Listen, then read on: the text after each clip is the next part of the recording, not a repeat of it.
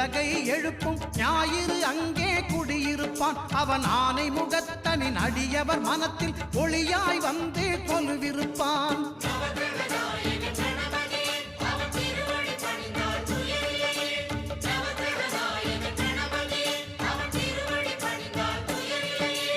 ஒன்பது கோளும் ஒன்றாய் காண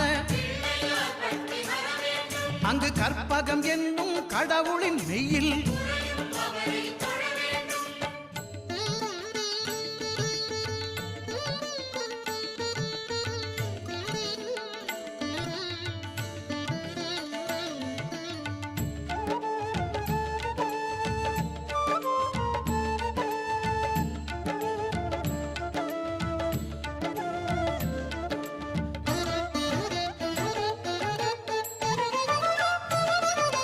திங்கள் பகவான் திருமுகம் காண